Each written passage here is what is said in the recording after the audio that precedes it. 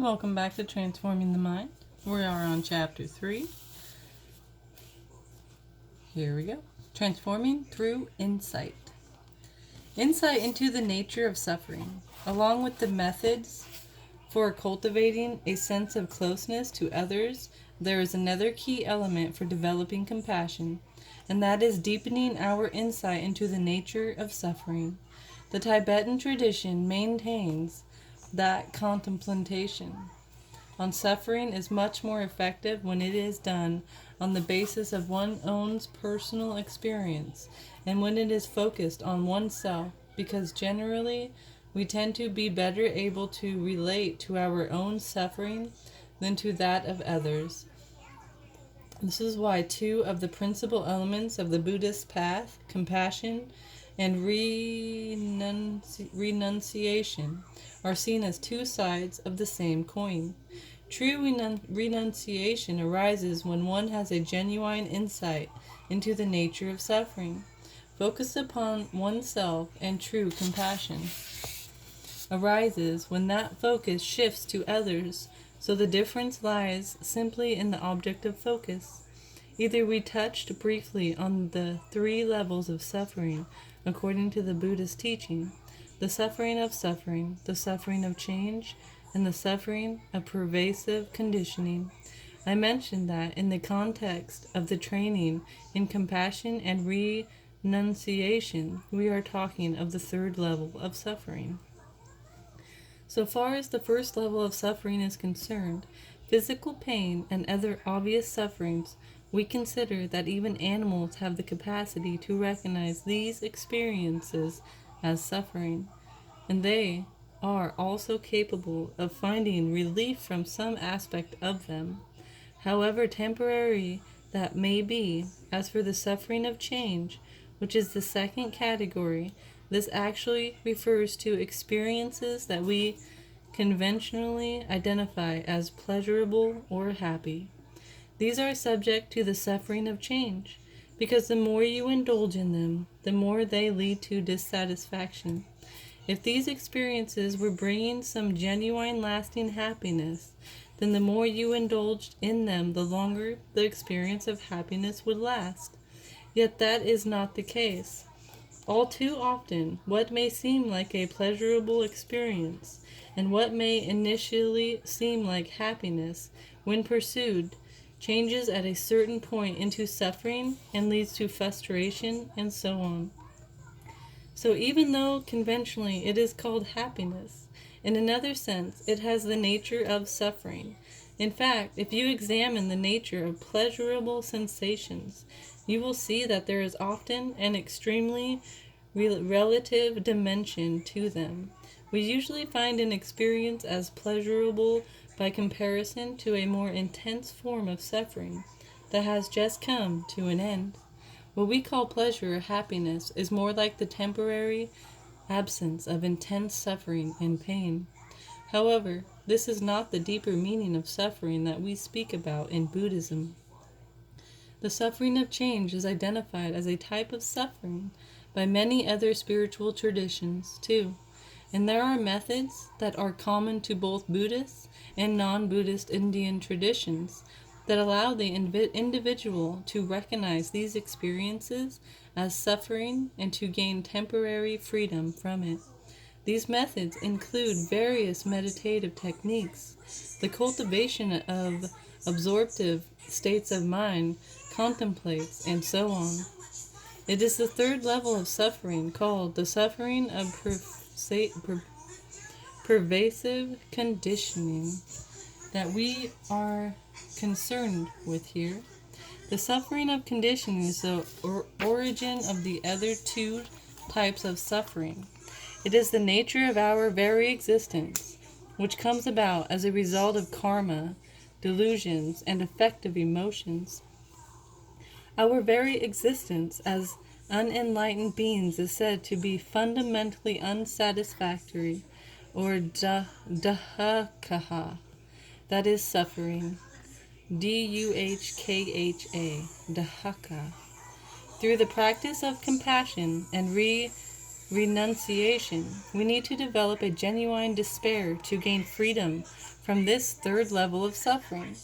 But this desire can only arise if we understand the nature of suffering and its causes. One second.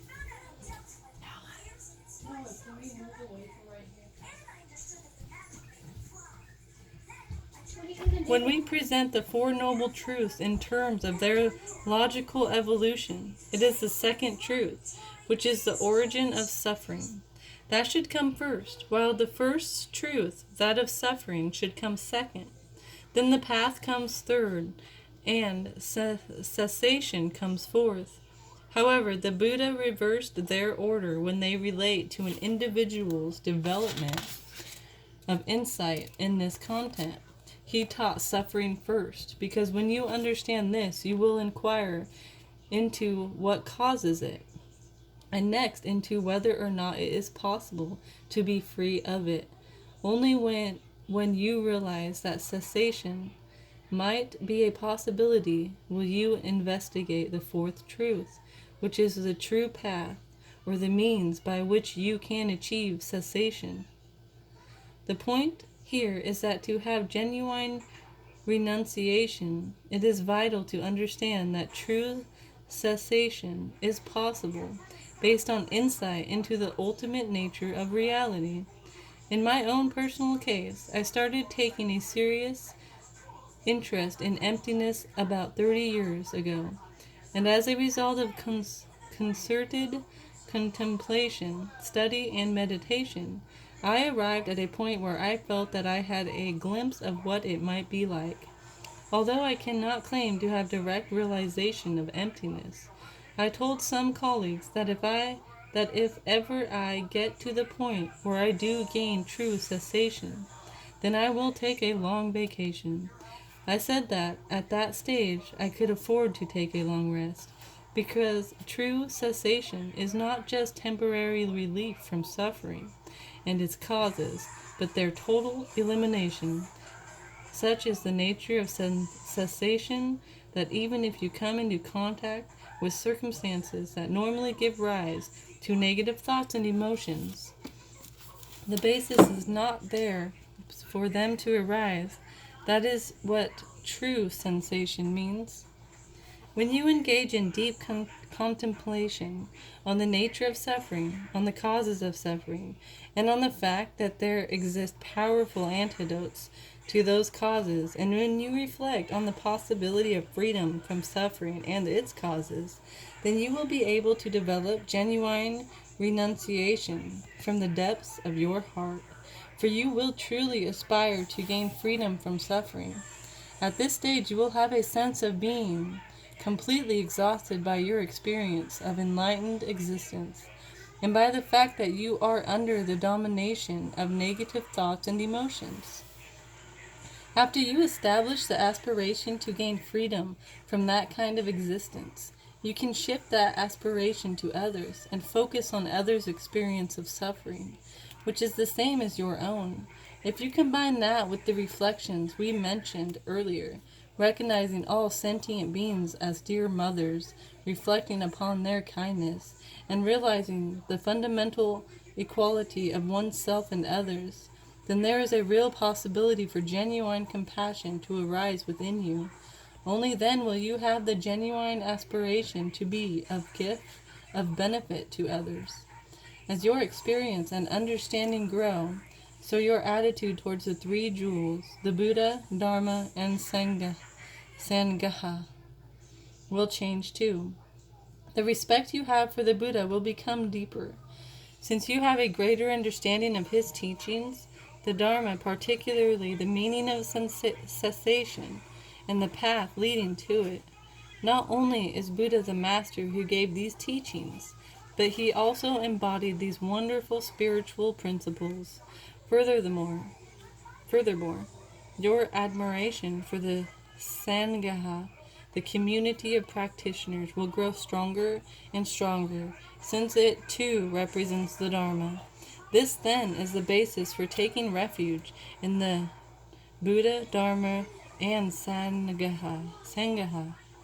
Just as Lama Tsongkhapa says in praise of dependent organization, as you teach what you have seen yourself, you are the unexcelled wisdom and teacher. I pay homage to you, as you saw and propagated Buddha's dependent origination. If you reflect along these lines, you will find that you have built a very stable foundation for practice to be successful. It is not as if you were just picking one thing at a time and blindly concentrating all of your energy on that. Rather, you are developing an overview of the entire path, so that when you focus on a specific aspect of the practice, your understanding of the wider framework enriches that practice. Continuing on this path, you will also begin to appreciate the value of human life, how precious it is, and the fact that as a human being we are capable of reflecting on these questions and following a spiritual practice. Then you will really appreciate a point emphasized again and again by many great Tibetan masters, that we should not waste the opportunity offered to us in this life. Because human life is so precious and so difficult to achieve. As life is valuable, it is important to do something meaningful with it right now, since, by its very nature, it is also transient. This shows how you can bring all the elements of the various spiritual practices together so that they have a cumulative effect on your daily practice.